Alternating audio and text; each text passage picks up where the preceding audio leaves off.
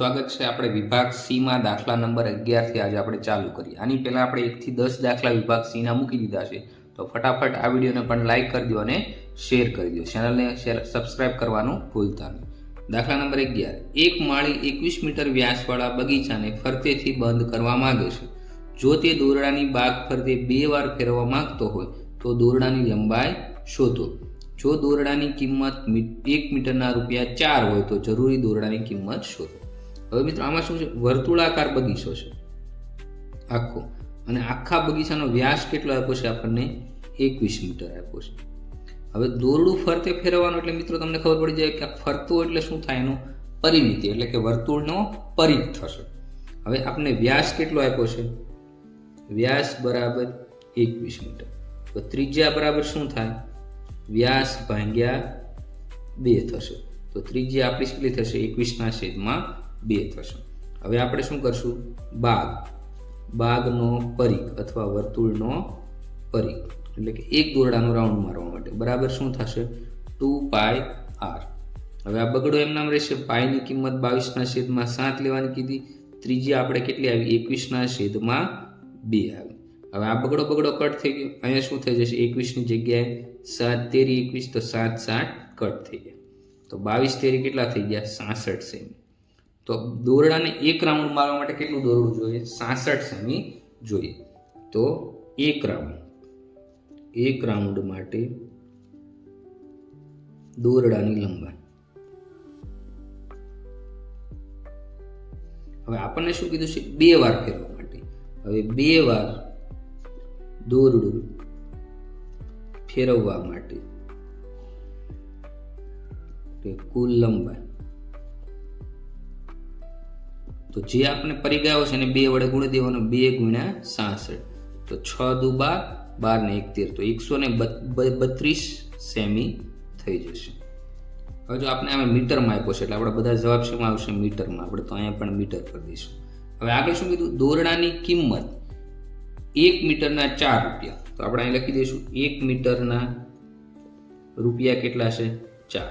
હવે આપણી પાસે ટોટલ 2 રાઉન્ડ મારવા માટે કેટલા આવ્યું છે, 132 મીટર, તો 132 મીટર ના કેટલા, તો આ બંનેનો શું થશે, ગુણાકાર, તો 132 × 4, તો 4 દુ 8, 4 તેરી 12 બગડો, વધી આવી 1, 4 એકા 4 ને 5, તો કેટલા રૂપિયા થશે, ₹528। તો આપણે શું લખશું, 2 વાર બાગ ફરતે દોરડો ફેરવવા માટે કુલ કિંમત ₹528 થશે। તો આ પહેલો દાખલો। ત્યાર પછી 12મો દાખલો, એમાં શું કીધું છે, 6 સેમી બાજુવાળા ચોરસ આકારના એલ્યુમિનિયમના પતરામાંથી 2 સેમી ત્રિજ્યાવાળું વર્તુળ કાપવામાં આવે તો બાકીના પતરાનું ક્ષેત્રફળ શોધો। તો મિત્રો અહીંયા આપણે એક ચોરસ લઈ લઈએ, આપણે આ રીતનું। હવે એમાંથી શું કરવાનું છે, આપણે 2 સેમી ત્રિજ્યાવાળું વર્તુળ, તો આ 2 સેમી ત્રિજ્યાવાળું વર્તુળ, તો આની ત્રિજ્યા કેટલી હશે, 2 સેમી, આ દરેક બાજુ કેટલી છે, 6 સેમી। તો હવે આ વર્તુળ કાપી લીધું પછી ક્ષેત્રફળ કેટલું વધે, તો આપણે લખી નાખશું, બાકીના પતરાનું ક્ષેત્રફળ બરાબર। હવે આ પહેલા આપણે શું કરવું પડે, આ ચોરસનું ક્ષેત્રફળમાંથી જે આ ભાગ કાપવાનો છે એ બાદ કરવું પડે, તો આપણે લખીશું ચોરસનું ક્ષેત્રફળ માઇનસ વર્તુળનું ક્ષેત્રફળ, હવે ચોરસનું ક્ષેત્રફળ એટલે શું થાય, લંબાઈ ગુણ્યા લંબાઈ માઇનસ વર્તુળનું ક્ષેત્રફળ πr²। હવે લંબાઈ આપણે કેટલી આપી, L બરાબર 6 આપી, અને r ત્રિજ્યા કેટલી છે, 2 સેમી છે, તો 6 × 6 કરી દઈશું, ત્રિજ્યા πr², પાય આપણે ક્ષેત્રફળ πr², પાયની કિંમત 3.14, ત્રિજ્યા કેટલી આપી આપણને, 2 સેમી, પણ અહીંયા શું છે, વર્ગ એટલે 2 × 2 કરશું, 60 કેટલા થઈ જશે, 36, અહીં 3.14 ગુણ્યા કેટલા થઈ જાય, 2 દુ 4 થશે। હવે મિત્રો આ બંનેનો આપણે શું કરી દઈશું, ગુણાકાર કરી દઈશું. હવે અહીંયા પોઈન્ટ છે તો પોઈન્ટ દૂર કરવા અહીંયા પોઈન્ટ પછી 2 આંકડા, તો છેદમાં આપણે 100 પણ કરી શકીએ. હવે આ બંનેનો ગુણાકાર 314 ગુણ્યા 4, 314 ગુણ્યા 4, ચોકે ચોકે 16, 4 એકા 4, 4 ને 1 5 અને 3 ચોકું 12, તો 1256. તો શું થઈ જશે? 36 માઇનસ 1256 છેદમાં 100 થઈ જશે. હવે મિત્રો જો અહીંયા 2 આંકડા 2 શૂન્ય છે તો 2 પોઈન્ટ આવશે, તો 36 માઇનસ કેટલા થઈ જશે? અહીંયા 2 શૂન્ય હતા એટલે 2 આંકડા પછી પોઈન્ટ 12.56. તો હવે 36 માંથી આપણે કેટલા બાદ કરવાના? 12.56 બાદ કરવાના. 36.00 અહીંયા 12.56. હવે 0 માંથી 6 નહીં જાય, 0 માંથી 5 નહીં જાય, તો અહીંથી 10 ખોલીશું. 10 માંથી 6 એટલે 4, 9 માંથી 5 એટલે 4, અહીં 6 ની જગ્યાએ 5, 5 માંથી 2 કાઢો તો 3, 3 માંથી 1 કાઢો તો 2, તો કેટલું આવ્યું? 23.44. તો 23.44 સેમી સ્ક્વેર. તો બાકીના પતરાનું ક્ષેત્રફળ કેટલું મળ્યું આપણને? બાકીના પતરાનું ક્ષેત્રફળ બરાબર 23.44 સેમી સ્ક્વેર. ત્યાર પછી દાખલા નંબર 13, 12.56 સેમી પરિઘવાળા વર્તુળનો વ્યાસ અને ત્રિજ્યા શોધો. હવે આપણે લખી નાખશું પરિઘ બરાબર 2πr. પરિઘ કેટલો આપ્યો આપણે? 12.56 આપ્યો છે. હવે 2m ના પાઈની કિંમત કેટલી લેવાની કીધી? 3.14 કીધી છે, ગુણ્યા આ r આપણે શોધવાનું છે, તો r એમ નામ રાખશું. હવે છેદમાં શું થઈ જશે? 12.56, આ 2 અને 3.14 ક્યાં જશે? છેદમાં. બરાબર શું વધશે? r વધશે. હવે હમણાં મિત્રો આપણે ગુણાકાર કર્યો તો 12.56, તો 4 વડે ગુણાકાર કરો તો આ બેના છેદ ઉડાડો તો ઉપર કેટલા આવશે? 3.14 ગુણ્યા 4, તો 3.14 કટ થઈ ગયા. અહીંયા શું થઈ જશે? 2 દુ 4 એટલે 2, તો ત્રિજ્યા કેટલી આવી આપણી? 2. ત્રિજ્યા 2. હવે આપણે શોધવાનું શું કીધું? વ્યાસ. તો વ્યાસ બરાબર શું થશે? 2 ગુણ્યા ત્રિજ્યા. તો 2 ગુણ્યા ત્રિજ્યા કેટલી આવી? 2, તો 2 દુ ને 4, તો વ્યાસ કેટલો આવ્યો આપણો? 4 સેમી, ત્રિજ્યા 2 સેમી. વ્યાસ બરાબર 4 સેમી અને ત્રિજ્યા બરાબર 2 સેમી. દાખલા નંબર 14, નીચે આપેલ માપ પરથી વર્તુળનું ક્ષેત્રફળ શોધો. પાઈની કિંમત 22/7 લો, વ્યાસ આપને 49 આપ્યો. તો હવે ત્રિજ્યા બરાબર શું થાય? ત્રિજ્યા બરાબર વ્યાસ ભાગ્યા 2, તો 49/2 કરશો એટલે ત્રિજ્યા મળશે. હવે વર્તુળના ક્ષેત્રફળનું સૂત્ર લખશું.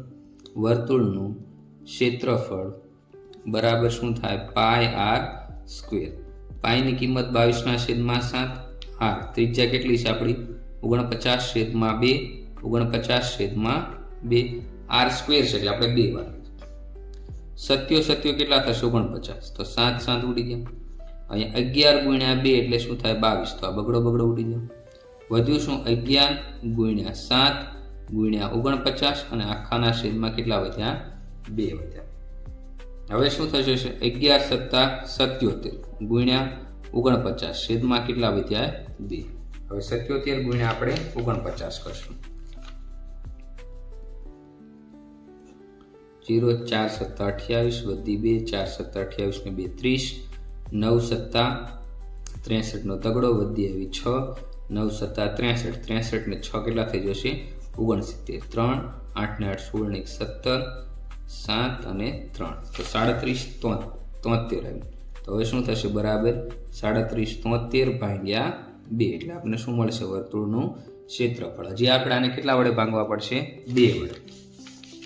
તો 37 73 ભાગ્યા 2, 2 એકા 2 થશે, ઉપરથી તારો 7, 2 8 16, 1 વધ્યું ઉપરથી 7, 2 8 16, 1 વધ્યું, 2 6 12 થશે, 1 વધ્યો, અહીંયા પોઈન્ટ આવશે 0, 2 5 10, તો 1886.5, 1886.5. તો વર્તુળનું ક્ષેત્રફળ કેટલું મળ્યું? વર્તુળનું ક્ષેત્રફળ બરાબર 1886.5 થઈ ગયું. ત્યાર પછી દાખલા નંબર 13, એક વર્તુળાકાર ડીશનો પરિઘ 88 સેમી છે, તેની ત્રિજ્યા અને ક્ષેત્રફળ શોધો. તો આપણે શું લખશું? વર્તુળનો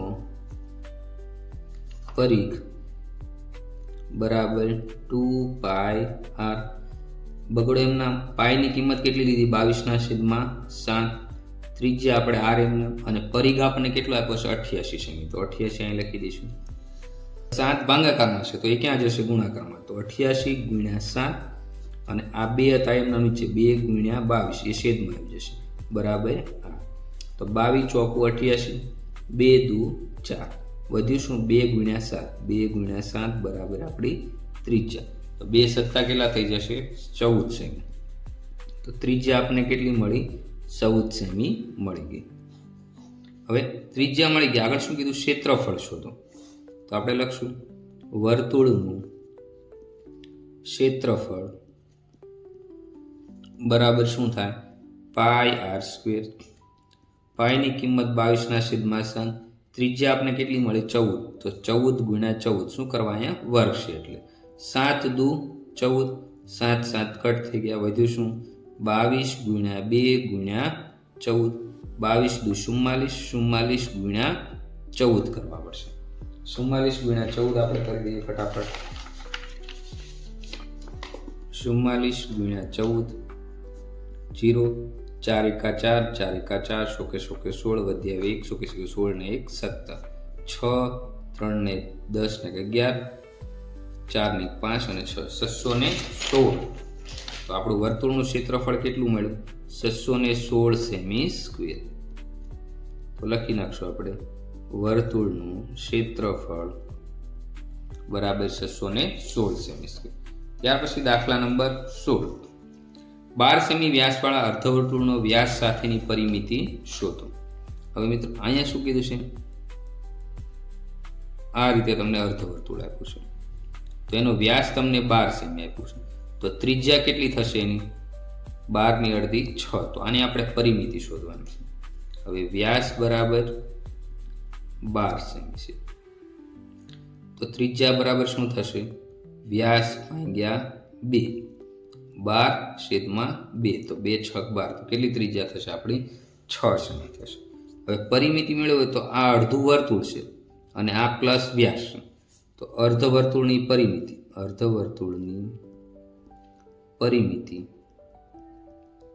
તો બરાબર શું થશે વર્તુળની પરિમિતિ આખા વર્તુળની પરિમિતિ.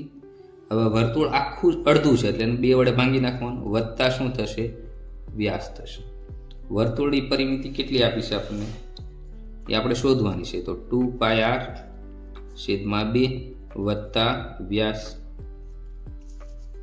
હવે આ બગડો અહીંથી કટ થઈ ગયો. પાયની કિંમત 22/7. ત્રિજ્યા કેટલી આવી આપણી 6 આવશે વત્તા વ્યાસ કેટલો છે ટોટલ આપણો 12 સેમી. તો 22 6 2 6 12 વધ્યા 1 2 6 12 132/7 વત્તા તમારે કેટલા કરવા પડે 12 કરવા પડે 32/7 7 એકા 7 વધ્યા કેટલા 6 7 5 35 7 6 42 7 8 56 થયા. તો હવે કેટલા વધશે આમાં 62 માંથી 56 બાદ કરશો એટલે તમને 6 વધશે.